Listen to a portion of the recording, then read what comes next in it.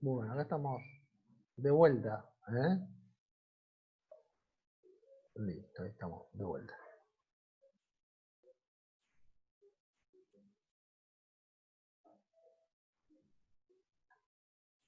Acomodando todo. ¿Está grabando? Bárbaro.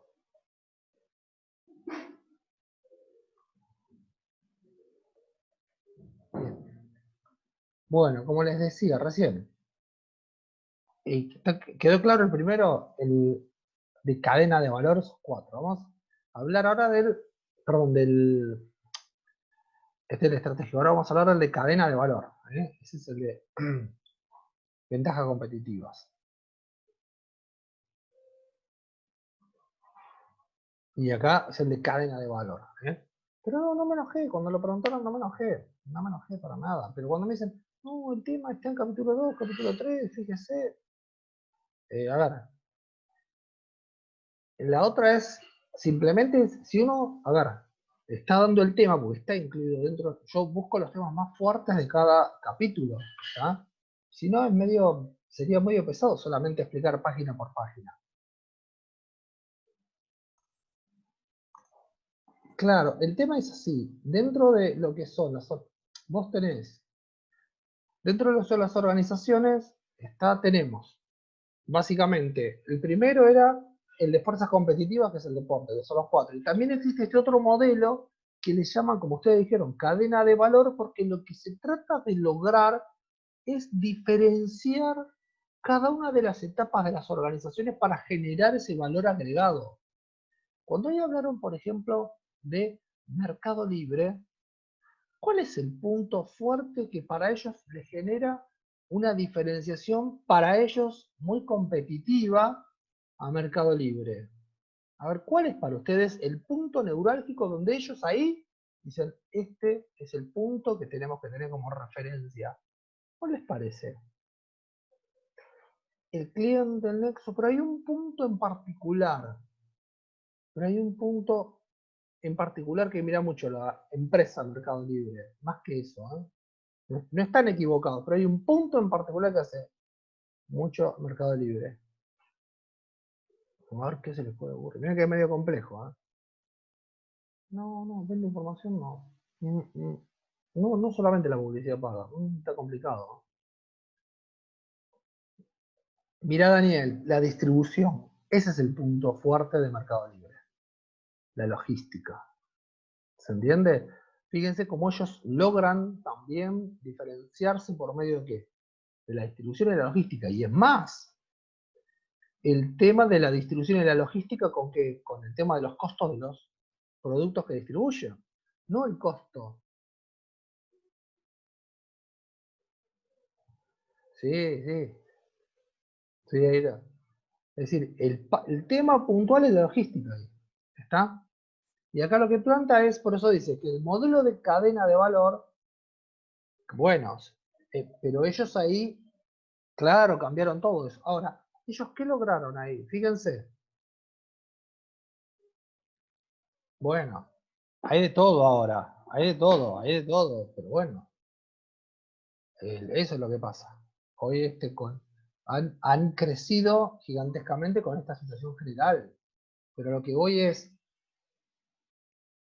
sí, eso es lo que tiene, hay un montón de cosas, pero en este último año, exactamente, crearon una red de logística gigantesca. Pero lo que quiero mostrarle o explicarle esto que es cadena de valor, ellos siempre se plantea este modelo. A ver, una cadena de valor hace referencia a que nosotros tenemos actividades primarias centrales de la organización y actividades de apoyo. ¿Está? Si ustedes me dicen, bueno, si estamos ahora mirando el caso de Mercado Libre, ¿cuál es la actividad primaria? Listo, es la conexión entre quién, entre el cliente y el vendedor. Bueno, ese es el mayor vínculo ahora, pero para poder lograr esto, ¿cuáles son las actividades de apoyo a esta idea primaria? Que ustedes lo pusieron ahí. Tenés que tener la tecnología, tenés que tener la red de logística, hay un montón de elementos que hacen a que tu actividad primaria tenga una correcta actividad de apoyo a quien esa actividad primaria. Eso es básicamente lo que se llama ¿qué? Cadena de valor. Asignarle a cada etapa de la organización, está ponderar cada una de ellas y ver con cuál de ellas nos estamos diferenciando también de quién. ¿Es la competencia? ¿Qué sucede? Estos dos modelos genéricos, que es el de ventaja competitiva y cadena de valor, no es que son dos modelos separados, coexisten los dos. Los dos coexisten. Una empresa puede tener perfectamente los dos modelos, uno dentro del otro. Porque lo importante para ellos, ¿cuál es?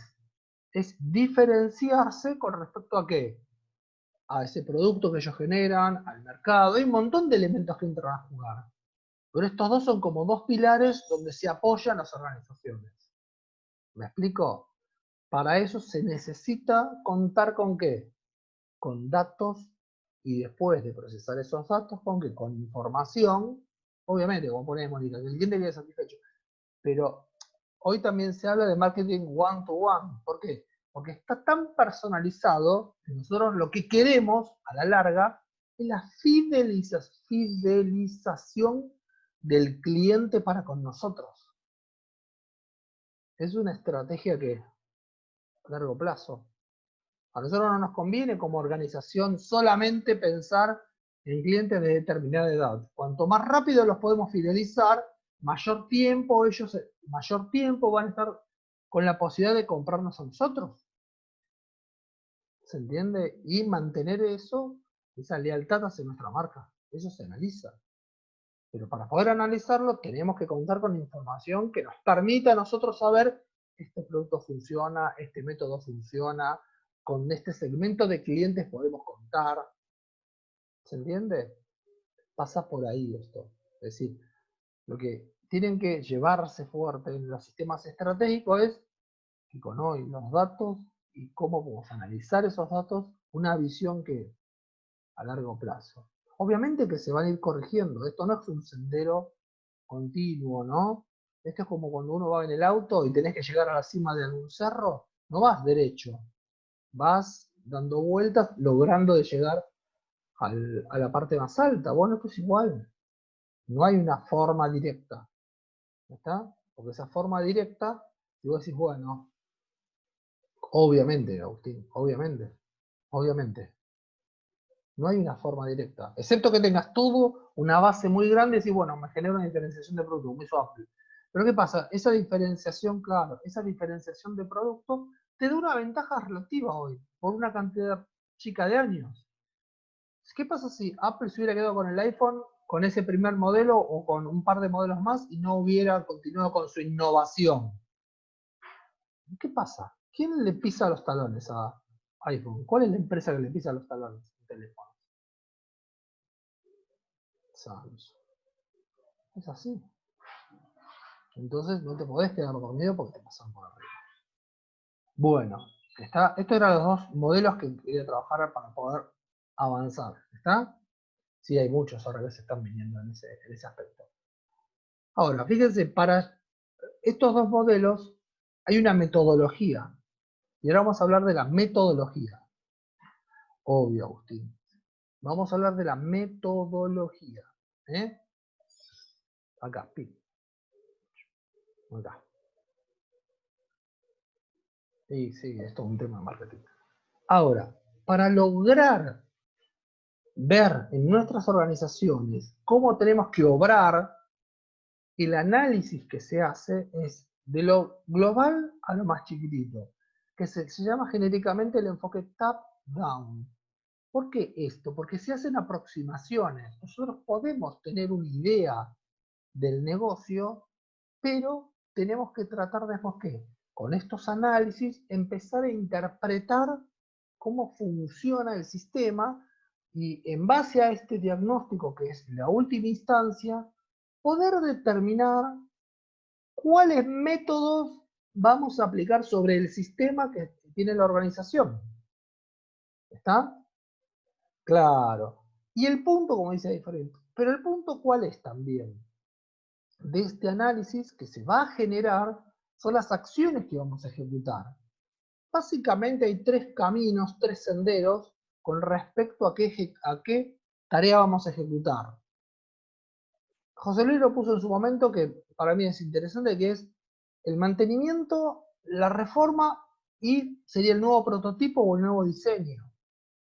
¿Por qué estas tres instancias? Estas tres instancias marcan en realidad que el grado de, digamos, de respuesta que tiene el sistema que nosotros estamos trabajando en vistas al futuro. ¿Qué significa?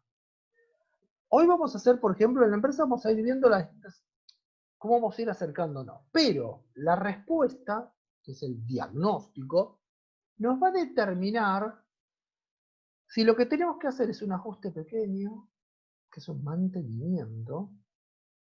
Si ya el ajuste es intermedio, pasa a ser una reforma. O si el sistema que estamos analizando en base a determinados elementos que lo vamos a tener que medir, no da respuesta a las necesidades actuales y ya implica generar otro nuevo sistema, con el costo que trae ¿quién? Este nuevo sistema. ¿Se entiende? Por eso son esas tres vertientes que se generan, bote tridente, ¿no? Puede ser un mantenimiento o una reforma o, el peor de los casos, un nuevo diseño. Y cuando uno habla de nuevo diseño, hay también un par de variantes que podemos analizar.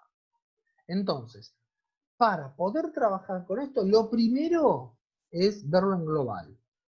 Y en esto, fíjense, los tres elementos también que hace referencia. Llegar a detectar y conocer correctamente el sistema vigente, ver cuáles son nuestros puntos fuertes y débiles del sistema, y la otra son las necesidades del usuario, es decir, qué información se requiere del sistema. Son los tres elementos que nosotros vamos a mirar. Voy a avanzar acá. Y acá tenemos, fíjense, recolección de datos. Cuando uno dice, uy, recolección de datos, en realidad, ¿qué significa esto? Hay varias formas de recolectar información. Es decir, uno sería, por ejemplo, decimos, bueno, hacemos una encuesta interna, un cuestionario que se lo damos a todos los empleados, ¿está? Y que ellos, de acuerdo a ese cuestionario, vayan respondiendo. Ahora, ese cuestionario, hay métodos para hacerlo. Puede ser un cuestionario abierto o un cuestionario como cerrado. Un cuestionario cerrado, ustedes están acostumbrados, es un multiple choice, donde yo estoy haciendo la pregunta y le estoy ya colocando de antemano cuáles son las posibles respuestas que yo necesito. ¿Se entiende? El abierto es distinto, como dice la palabra, yo hago una pregunta general y ellos me tienen que redactar lo que yo estoy solicitando. De las dos formas de recolectar información, tenemos lo suyo. El formato cerrado involucra un trabajo previo importante. Es rápida la respuesta. Claro. Sí, lo de la página web sí. Y el otro, en realidad, no tengo un trabajo previo muy importante, pero tengo un trabajo posterior, a posteriori de la encuesta, muy grande. ¿Se entiende? Uno y el otro. El que es cerrado, todo el tiempo es previo. Yo después obtengo el dato y listo, y yo clasifico el dato. Pero en el que es abierto, al hacer la pregunta y ellos me explican, tengo que analizar todas las respuestas. Esa es la gran diferencia entre uno y el otro. ¿Dónde está la carga temporal? ¿Me siguen? Esa es la característica que hace. Y si hablamos de recolección de datos, que más de uno le puede parecer medio trivial, medio sencillo, hay mucho material, bibliografía, ¿no? Que habla de cómo se debe recolectar la información y se tiene que validar la información. Y hay libros, por ejemplo, solamente que hablan de recolección de datos. Libros enteros, que te dicen cómo son los métodos, qué lográs, qué no lográs, cómo lo aplicás. Fíjense que estoy hablando libros enteros. Es más, tengo uno a tiro porque ayer, como le di el tema a los chicos de la otra comisión, de ayer lunes, este es un libro español, no sé, acá lo pedí para que me lo traigan. Es un libro para la cómo recoger información. Todo un libro habla de eso, 200 y pico de páginas. Yo lo trabajé en su momento, lo perdí, no sé dónde fue a parar, al final dije, bueno, lo compré de vuelta. Pero ayer estaba hablando con los chicos, claro, como dice ahí Martín, hay software que analizan datos, pero ese es el dato después que vos lo generaste. Pero hay que pensar en la etapa previa, ¿está? ¿Qué datos yo necesito? ¿Se entiende? Es decir, lo que puso Martín está bien, porque sería la etapa a posteriori, es decir, yo estoy mirando, por ejemplo, hacemos un choice. Bueno, en base a las respuestas, yo veo cómo trabajo con ese dato. Pero el problema es generar ¿qué? El choice. ¿Qué quiero ver del sistema? ¿Qué quiero ver de cómo trabaja la organización? Esto involucra un proceso mental importante. ¿Está? Y fíjense lo que habla acá de recolección de datos, que también es escabroso. Porque lo primero que dice son hechos comprobados y las opiniones con la indicación de la persona que realiza. ¿Qué pasa ahí? Opinión con la indicación de la persona que lo realiza. Se complicó, ¿no? Si se participa de una encuesta, ¿está? O vos haces una entrevista con un gerente, vas tomando nota de lo que te resulta relevante. Al finalizar la entrevista, ¿qué se debería realizar en base al punto 2? ¿Qué se debería realizar después que generaste la entrevista?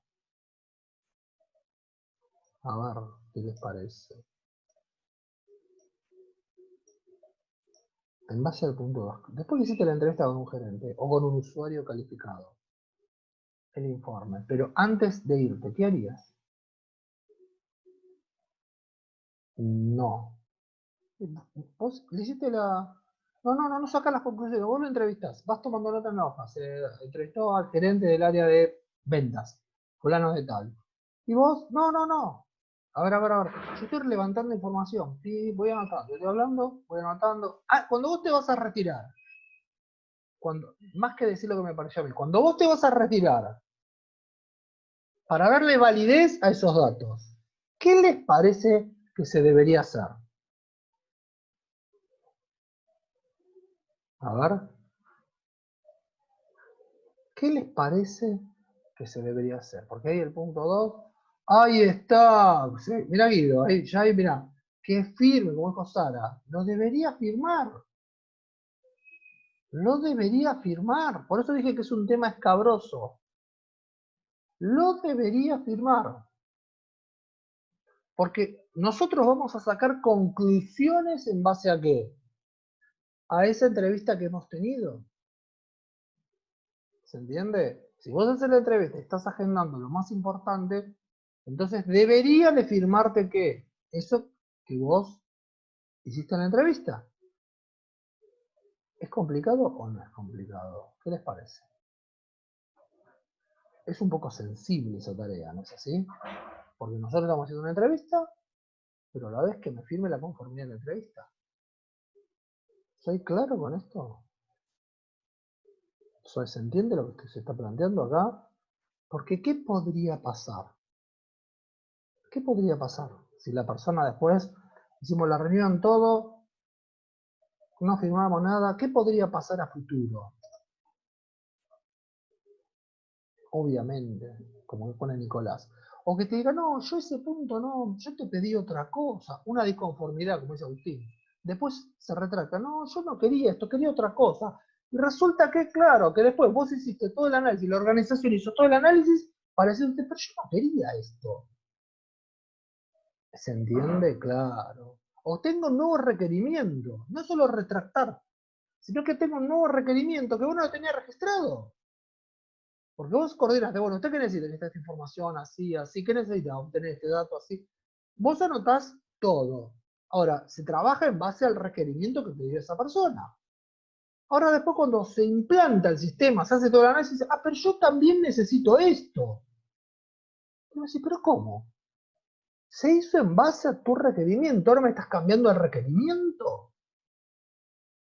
¿Se entiende lo que estoy diciendo acá? Es decir, es un tema sensible y complejo. No solamente que se retracten, que te agreguen requerimientos que no estaban pensados. Pero te dicen, no, pero esto no es complejo, yo necesito esto. No, pará, no es así que necesito esto ahora, en esta etapa donde ya se logró el desarrollo tal vez. O se lo estás probando. ¿Soy claro con esto? Eso tiene un nombre a nivel de la ingeniería de software. Se llama ingeniería de requerimiento. Hay formas para poder hacer esto. ¿Se entiende? Porque después se complica todo. ¿Ya está? Se complica, pero todo. Un error en ese nivel y se hace todo el desarrollo. Yo estoy acá en el desarrollo, resulta que acá me cambian el requerimiento y todo esto que está en el medio, que lo estuve trabajando, ¿qué pasó? ¿Se entiende? Por eso es importante también que te firmen esa información. ¿Estamos? Es así, Sara, es así como decís. Sí, sí, sí. Es eso, capaz que no es un error, a ver si soy claro. Pero te pusieron un nuevo requerimiento que vos no lo tenías contemplado e implica un montón de procesos. Puede ser o no un error, puede ser un nuevo requerimiento. ¿Está? Lo que dice Sara ahí. Bien, vamos a avanzar. Y acá dice, ¿qué te parece, Melanie? No solo pérdida de tiempo, recursos, dinero y un montón de cosas involucradas. Fíjense, cuando uno tiene este análisis global, tenemos esto. Fíjense los puntos que se están mirando también. Cuando uno hace la entrevista, les comenté de un libro de entrevistas, se los recomendé, les comenté de un libro a ustedes para hacer entrevistas, se los comenté, ¿no? Se los voy a anotar acá entonces. Que todas las carreras se los comento, a los chicos profesionales también se los he comentado, se los anoto,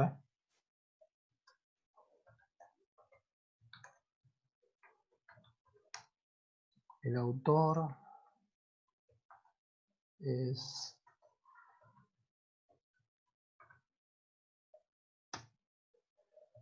Lenguaje del cuerpo. Es un libro de los 80. Exactamente. Por eso, porque en una entrevista, lo más importante es el lenguaje no verbal. Si uno mira los análisis de entrevistas, uno puede tener un cuestionario, que sería texto plano, la entonación de voz, y después el lenguaje no verbal. Es eso lo que dice Daniel. ¿Está? Ejemplo cortito, ¿no? Del tema puntual también de entrevista. A ver, dije, el primer punto es el de menos valor, digamos, el texto plano. El segundo es la entonación de voz. El que tiene la mayor cantidad de datos es el lenguaje no verbal, que va acompañado con todo. En lo contemporáneo, en el entrecasa, como quien dice, ¿no les ha sucedido nunca que mandaste un texto por WhatsApp a una persona y te lo malinterpretaron? Texto plano. ¿No les pasó nunca que al no poner una coma, un punto, me dicen, no, pará, no te quise decir esto? Y de repente, pum, terminás mandando un audio. Porque es texto plano. ¿Está? La otra, ponen sí, red. Sí, ¿por qué te pasa? Terminó en quilombo. Como dice Marcos, a veces mandas un texto y te lo interpretan re mal y vos decís, pará. Tenés que enseguida, después de rato, te das cuenta que tenés una cadena de texto en un grupo y después tenés que mandar algo y decir, pará, yo estoy preguntando esto, no me malinterpreten. Como dice Marcos. Después le mandás un audio, y fíjense que le mandás un audio, mirá, dice Jaime, por eso mando audio. Cuando vos le mandás un audio, ya con la otra persona, al escucharlo con el tono de voz que vos estás poniendo, ya tiene otra recepción del mensaje. ¿Está? Ni que pensar en un cara a cara, un face to face, un cara a cara, donde vos estás diciendo las cosas, entonces ya te están recepcionando de otra forma. ¿Está? ¿Se entiende? Esos son los 3 niveles. ¿Se entiende? Lenguaje plano es el de menor significativo porque te puedes confundir. El audio con la entonación tiene mayor carga en la interpretación de datos. ¿Y el mejor cuál es? Es el mensaje o el lenguaje no verbal o corporal. ¿Está? Ese libro es interesante porque tiene un montón de tips. Entonces, hace un montón que también que lo tengo. Es muy, muy interesante. En 2 aspectos. Uno, si ustedes están a cargo de una encuesta o de una entrevista, les sirve como estrategia para aprender cómo entrevistar correctamente.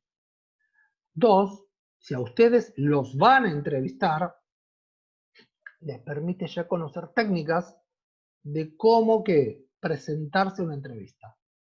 Eso es muy interesante, porque te permite conocer distintas técnicas y al fin y al cabo mejorar tu entrevista. Porque te van a entrevistar y si vos conocés determinadas técnicas, te permite a vos qué vas a transmitir o qué no vas a transmitir, cómo lo vas a transmitir. ¿Se entiende? Por eso es un libro, eso no. Para el verano dicen, che, a ver, mira, tengo este libro, lo leo.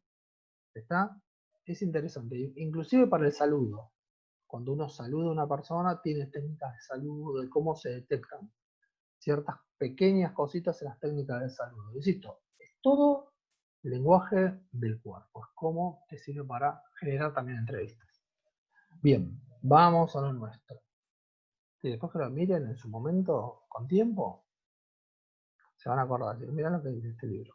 Bien. Tareas a desarrollar cuando estamos haciendo un análisis. Fíjense. Legislación vigente. Punto 1. Vamos a hacerlo fácil. Supongamos que ustedes como contadores o como licenciados en administración están trabajando para una empresa. Hoy hay muchas empresas de software que los contratan a ustedes y tal vez están haciendo un desarrollo de un software, supongamos, por ejemplo, liquidación de sueldos. ¿Está? También la gente que se dedica a sistemas tal vez no conoce la mecánica puntual de la liquidación de sueldos. Pero ustedes como contadores, o que sea otra actividad netamente económica, ustedes van a conocer la actividad económica y ellos, ¿está?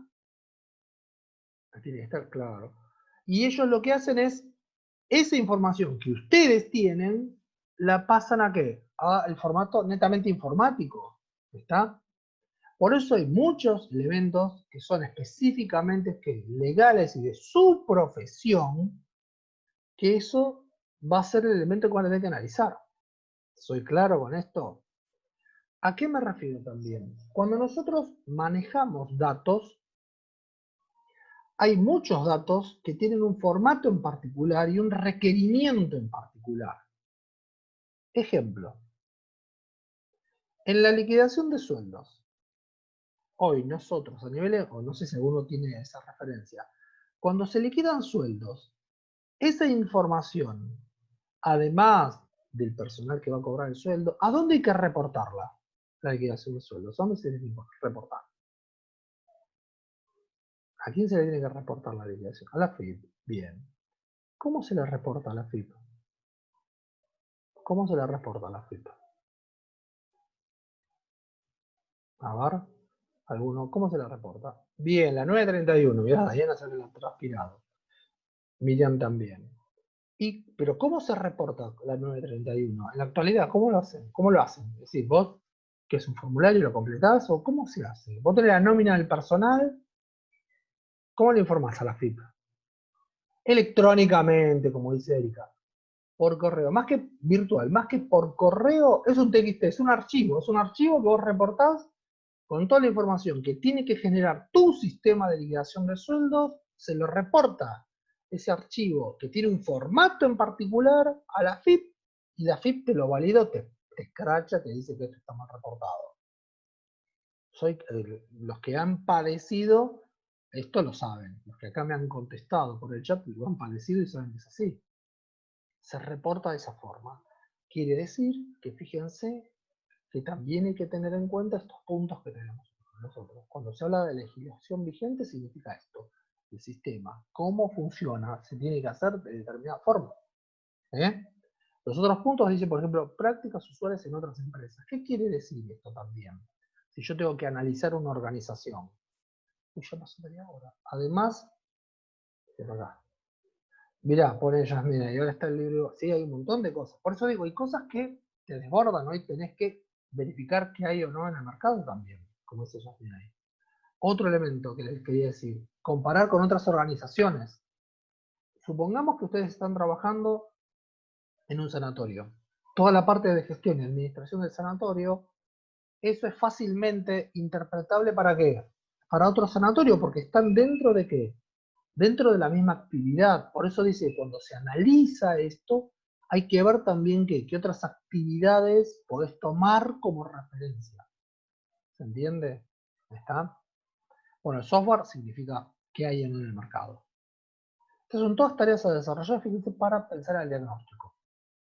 Voy a avanzar. Bueno, lo que hablamos hace un ratito, la confidencialidad. Elemento de seguridad. ¿Qué significa esto? A nivel de recolección de datos, bueno, la salvaguarda de datos, no sé si conocen que existe el habeas data, es decir, que cuando se toma cierta información, esa información no la podemos divulgar porque hay una ley de protección de datos, que es el habeas data. No podemos. Un banco, por ejemplo, no puede divulgar información bancaria porque existe una ley de protección de datos. ¿Está? A eso se refiere. Y un tema también importante esto, porque estamos yendo de lo global a lo más chiquitito, lo particular y dar el diagnóstico. Estos elementos que estamos viendo lo pueden comparar, yo hago siempre comparaciones, lo pueden comparar con, supongamos que nosotros vamos al médico, tenemos una dolencia, el médico va a ejecutar de la misma forma, nos puede ocultar, nos puede revisar y va a hacer que a nivel global, ¿o no? Porque excepto que vayas con un brazo quebrado, una pierna quebrada, no sé, porque eso es inmediato. Pero si vas con una dolencia y tal vez no la puede detectar rápidamente, ¿se entiende? Por el tipo de dolencia que vos tenés, antes de emitir un diagnóstico, el médico, ¿qué va a hacer con nosotros? ¿O qué nos va a solicitar el médico? Estudios, bien ahí. Es decir, che, vamos a hacer un análisis de sangre, un hisopado como hace como una hora, una tomografía, una resonancia. Se va alimentando de qué? De todos estos elementos, ¿para qué? Para generar un diagnóstico lo más acertado posible con respecto a qué? A lo que nosotros estamos padeciendo. Exactamente, como dice Agustín. Para ver qué tenés, ¿está? Esto que estamos mirando es exactamente igual en la concepción, en la idea, a nivel empresa. No hay recetas directas de una empresa a la otra. Tenemos que ver cómo funciona y de ese funcionamiento obtener tal vez la experiencia de otra que tenemos que mirar y cómo mirarlo. ¿Se entiende? Los japoneses, por ejemplo, dicen que toda organización es igual que un ser viviente. Nace, crece, se expande y también puede ¿qué? Puede morir. ¿Está? Eso es lo que dicen los japoneses. Que toda organización puede ser rápidamente como un ser viviente. ¿Está? Vamos a avanzar con esto. Acá ya entramos en finito. Fíjense, tareas estas que serían a ejecutar, como cuando hablamos recién, que el médico dice hay que hacer un análisis de laboratorio. Estas son las características que tenemos que mirar. Y voy a hacer hincapié en algunas de ellas después, pero lo más importante, yo estoy mirando el tiempo de reojo. Acá habla de cantidad de formularios involucrados, ¿está? Y análisis de los formularios. Análisis de formulario y cantidad de formularios. Uno genéricamente piensa en formularios y piensa impreso en papel, ¿no? Pero el concepto que tienen que tener de formulario es, la palabra dice así, que es un dispositivo que permite transferir información. Miren qué rareza. ¿Cómo? ¿Un formulario es un dispositivo que permite transferir información? A ver, pensemos en una factura. Fuiste a hacer una compra, vamos a pensar previo a la factura electrónica. Cuando vos haces una compra y te dan la factura, ¿qué información tiene la factura? Genérica, una factura cualquiera. ¿Datos de quién, Vero? A ver, el quit, el importe, serían los productos, ¿qué más? La fecha, el proveedor, dato del comprador, dato del que te vende, ¿está? Se entiende el cliente. Es decir, la factura papel, si vamos al caso, en el papel tenemos un conjunto, tal cual, detalle del producto, me dice Agustín ahí. Es decir, nosotros tenemos que un conjunto de información que está soportada ¿dónde? En el papel.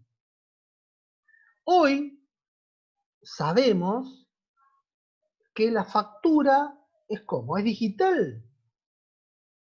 Por lo tanto, ese dispositivo que transporta información ya no es un papel, es un archivo como, es un PDF, tal cual como un Facu. ¿Se entiende? Es decir, el formulario pasa a ser un dispositivo que transporta ¿qué? Información. Cuando ella hace el análisis de formulario significa, che, ¿qué elementos va a tener? ¿Qué elementos va a contener? ¿Qué información yo necesito? Y la otra es, ¿cuántos formularios involucrados? Significa, ¿cuáles son las áreas que se tienen que informar de esto que está dentro del formulario? ¿Me siguen? ¿Cuáles son las áreas que se tienen que informar? Si lo hacemos famoso, original, duplicado, triplicado, cuadruplicado, ¿qué significa? Si ahí está. Claro, sí, sí, sí, como dice Facu. Pero es, si vos haces el sistema, si el formulario, vos generás, por ejemplo, una orden de compra, en la organización, ¿quiénes se tienen que enterar dentro y fuera que vos generaste una orden de compra? Si estás en el área de compras, ¿quiénes son los que se tienen que enterar que vos generaste ese documento? Y bueno, si la empresa y el área de compras genera una orden de compra, de movida, ¿quién se tiene que enterar? ¿Tú? ¿Quién se tiene que enterar? No, no antes de pagos, antes, proveedor, el proveedor, primero. Antes de pagos, antes de pagos. El proveedor, porque si yo no le informo al proveedor, no voy a hacer pago porque nunca me trajo nada. Excepto que tenga una bocha, ¿vieron? No, no, compras. Si yo hago una orden de compras es porque ya me la pidieron a mí. A ver, proveedor, perfecto. Porque me tiene que traer el producto. Otra área que se tiene que enterar cuando yo hago una compra, ¿quién es? El área de recepción. No, antes que con tesorería no, tesorería no. Es decir, si yo compro, el proveedor, ¿quién más se tiene que enterar? El área de recepción. La empresa tiene que saber qué cosas tiene que recibir. Imagínense, yo compro cosas y viene y me trae un camión de culata y me empiezan a bajar cosas. Digo, no, pará, esto no es para mí, es para la empresa al lado. ¿Está? ¿Se entiende? La otra es contaduría. Porque cuando te llega la factura, vos tenés que saber si el producto que pediste en el orden de compra te llegó y llegó a almacenes, como bien dijeron ahí, pero después que te llega, y si esa información coincide, esa factura, con tu orden de compra que está valorizada. Es decir, el orden de compra, cuando ahí dice cantidad de formularios involucrados, es, che, ¿a qué áreas esa información tiene que llegar? ¿Se entiende a lo que apunta? Es decir, fíjense, el formulario, elemento que transporta información, y a quién se le transporta esa información. ¿Estamos? ¿Me siguen acá? Bueno, nos queda el otro encuentrito a las 9, así que bajo esto, nos vemos en 5 minutos.